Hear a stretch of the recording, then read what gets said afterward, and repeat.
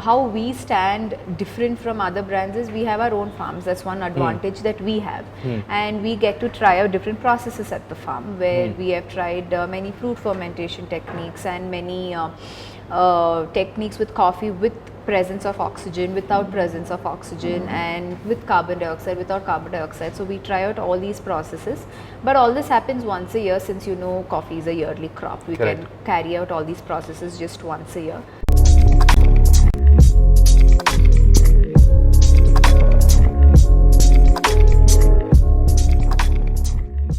Hi Poojya, it's Hi. good to have you on our video today. Thanks for giving the time.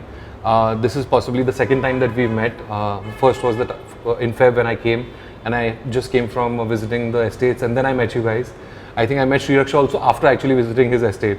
So it's been a beautiful journey since. I'm sure you have the updates from Zenagi a little bit. I want to know from you with regards to heading the front of the Caffeine Baar. I want to know a little bit about you first. So let's talk to the viewers with regards to what is your position and what do you do here. Okay. Hi, I'm the co-founder of the Caffeine Bar. I handle most of the operations here and the marketing part, and I'm like the what do I say? It's like the communication. I'm like the center here where everybody coordinates with me, and then I take things forward and talk to other clients or anything. To talk about the Caffeine Bar, we're a C2 Cup brand where we have our estates in Chikmagalur, and the final result, the final journey of a coffee bean is where we showcase in our cafe, where we brew it right in front of the customer.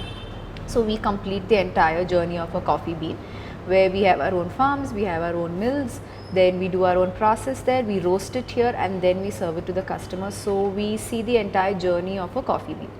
How we stand different from other brands is we have our own farms. That's one advantage that we have, and we get to try out different processes at the farm where we have tried many fruit fermentation techniques and many techniques with coffee with presence of oxygen, without presence of oxygen, and with carbon dioxide, without carbon dioxide. So we try out all these processes, but all this happens once a year. Since coffee is a yearly crop, we Correct. can carry out all these processes just once a year.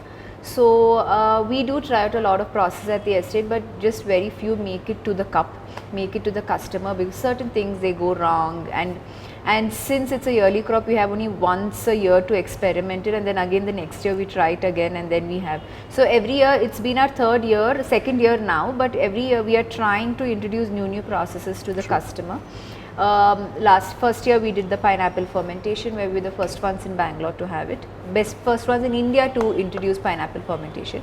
Last year we did orange fermentation and carbonic maceration. Carbonic maceration was one of the process we've been trying from 2 years, but it didn't do well the first year, and second year it did good. And this year we've launched the frozen cherry. Again, the first ones in India to do this kind of process. Again, frozen cherry was tried 3 years back, it didn't work, and then now finally the fourth year we have launched it. Right. So that's our journey. Yes, we had the fortune of trying the pineapple fermentation last year as well. We bought a batch, we shared it with some of the people fond of coffee in Indore at the time. Some of the people who got to have it were actually non-coffee drinkers or milk coffee drinkers per se. And they actually acquired a taste for it. There was a lady who kind of took a bag and then she gave it to her entire building, like, come over for this coffee and try it with us, with barely even like the minimalistic equipment, without knowing too much, but she liked the flavor, the fruity notes, let's say, and stuff. So yeah, that was very good feedback that we got. Second is with the frozen cherry. I know that the frozen cherry was also represented in the National Barista Championship, and you guys have won bronze over there, so that's beautiful. I tried it today and it was just perfect. It was very nice. I think the acidity was just perfect. Now, bringing it back to the operation part of Caffeine Bar, right?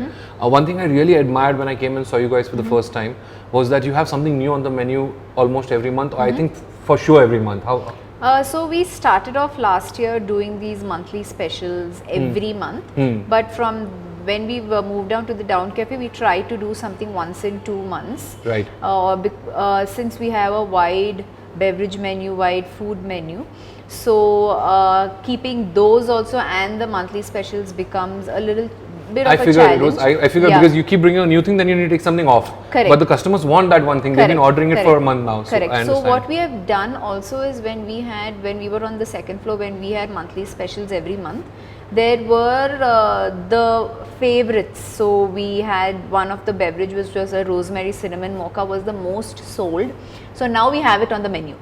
So it's permanent on the menu. So this is something that we experiment to see if customers like it, and we can always add it on the menu. Correct. There's no harm in that. I believe that this kind of agility in your menu, or this kind of experimentations with the menu, help a lot with repeat customers. Correct. A repeat customer can come in and go for his go-to drink. Correct. But give me a cappuccino. It's the start of my day. I just want my fix. Correct. And then later towards the end of the day, maybe in the evening, if you're still working or passing by, you're like, okay, give me something now fruity. Give me a iced drink. Give me cold brew, for example. Correct. So there's so much variety, and these new things help.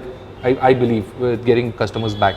I remember I had one where you guys had Belgian chocolate brownie of sorts. Brownie hot chocolate. Brownie hot chocolate. Now that one, I could already, like when I ate it, it was, of course, it was a great blend of chocolate and baking, but there was also the coffee part. Coffee was there. You were adding espressos to it, and it was subtle. It was not overpowering the chocolate, but I think it was a perfect balance at that time. And I think we ordered two at the time. Like, I need to have this again because I need to memorize what this taste is like. So yeah, that was interesting. I was speaking to Sri Raksha a little while ago with regards to. I understand the community is working hand in hand. I understand that competition is encouraged. New entrants have a low barrier of entry. It just depends on their enthusiasm at the moment. But with regards to workforce, I think at least back home, we have a lot of issues with workforce where in general they are treated as unskilled. Okay. And also as per the young community that we have, they don't look at it as an ambition. They don't have a visibility to what are the ways they can go. How much requirement is there for a good skilled technician. I say technician because it's both an art and a craft, I believe. So these guys need to learn and grow, and there are so many verticals to grow in. I mentioned to Sri Raksha that we'll do a video on what are the kind of verticals that they can do and grow in. But what would you like to say about that? How's the culture here? Obviously it's more matured, but do you still face an issue with workforce? I think stepping into the F&B industry workforce is a challenge every other day, because every other day we have people leaving for some reason or the other, and then we hire more people. But let me talk about baristas. Getting baristas who have the passion for coffee and they want to continue in that coffee line, very few of them. Not everybody. Like, we do hire freshers as well who have no knowledge in coffee, but you know, that spark or that zeal to learn something, that's still okay. We teach them, we train them. Yes, they're all good, but you know, we don't see that that nice vibe, their energy, saying, oh, I want to do it. They can come up to us and say, oh, new coffees, I want to cup them, can I cup them with you? We're open to that. We don't say, like, when we try coffees, every roast, when we cup coffees once in a month, we ask any baristas if they want to join us. That's not a problem at all. But not many, they like working, they like brewing coffee, but they're not, you know, passionate about coffee that we require. There are few who are passionate, but the freshers who are getting into it, not many. But we have since one of our barista won the bronze at the National Barista Champion, I think that is setting a mark for these youngsters, for them to like, okay, it's that big, I think I'll take part. So we already have a barista saying, oh, next year I'm going to take part in the NBC or the National Aeropress Championship, because he couldn't go this year because he was a fresher and he's still learning techniques. So he's like, oh, I really want to participate next year. Right. So we're always open. And the other thing is, we also have interns working with us. They're college students. Right. They like working in a cafe.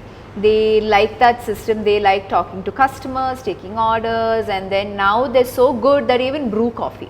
Right. And one of our intern who's been working with us from the past 2 months participated in the Aeropress Championship.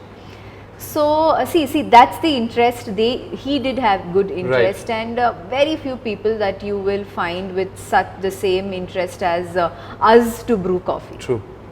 So yeah, this is the time for a plug-in now. For the first time in the history of Indore, we are having the India Aeropress Championship. happening in Indore on the 25th of September. Okay. And all of these initiatives that we put into place, where we are doing workshops to show home brewers as well as baristas how they can brew an AeroPress, how they can brew with other equipment. The workshops encourage people to make it interactive. Come and brew it yourself. I will show you how to, and then you take it up yourself. And the videos that are now in the pipeline that we will release before the competition is on the basis that we want people to learn about the industry, to have some sort of visibility, and we are actually encouraging homebrewers to come out and participate. Baristas all there, baristas see the growth that they can get within their career, but we've had such good stories or case studies of people who were homebrewers, and then they happened to participate, and then they kind of grew from there, and now where they are, and the industry needs such people. I think the passion is absolutely a must for this, because whether you say brewing or whether you say the espresso, the kind of preparation that you need before, and then you finish your art or skill, and then you need to kind of clean the entire thing again. So if you find it taxing, I don't think it's a place for you to be. This is the entire thing is a process altogether, right? From getting the harvest, from post harvesting, from the processes, everything is adventurous. So I think with the good, bad and ugly, I think that's something that we should keep pursuing, and I would encourage them to do that as well. This is with regards to the workforce. Yes, we have less skilled workforce, and we are personally looking for some sort of a partner in Indore who can help us with this training. Maybe someone who comes in once a month or something, because now that there are 4 or 5 or maybe soon 10, 12 specialty coffee shops, we will always have the struggle of a good barista or a skilled barista, and there will always be this. So yeah, once these guys are trained, they can train the rest of the team. Slowly, steadily, that can happen. But at every, it's the owners have to now learn, get the baristas, train them, and then they train forward. So you want to take that off the table and kind of make it more uniform. So I'm just putting it out there that that's something that we are looking at. Keeping aside the workforce point, keeping aside the, we finished with the menu part. Is there something else that you'd like to share? What is the vision ahead for Caffeine Bar? What is it that you plan? What do you see yourself doing 2 years, 5 years down the line? This is not an interview for, I'm sorry if the question is phrased that way. But what is the vision with the company? As a co-founder, where do you want to take it? So our main idea, see, we started off keeping it in mind that okay, we'll be a kiosk model where we'll just serve coffee on the go, and that's what our logo says, pause and play. You pause, caffeinate and play. And then I think India is not still open to that pause and play concept where you just, for a coffee on the go, they still like to relax, sit, talk, and then eat something and then drink coffee. So that's how we expanded, but we're seeing a lot of people who really like this concept, really love the coffee, because we focus more on coffee than anything else. For us, coffee is the first thing, and then the food and whatever. Next 2 to 5 years, I would say that maybe we open 2 or 3 more cafes in Bangalore. We want to, but we just started our proper operations from March. So we're thinking we'll finish 6 to 7 months, because it's just ups and downs, handling the team. We have around 15 of us working now, so getting all them to be stable, and like initially it's always people coming, leaving, coming, so we want to stabilize that, and then we'll go into the next step where we plan on expansion. I'm thinking it will be a little easy for us because we have our base strong now. We know how this works. We can manage, and we have our own farm. See, we have one advantage is farms, then we roast coffee, we can roast it whenever we want.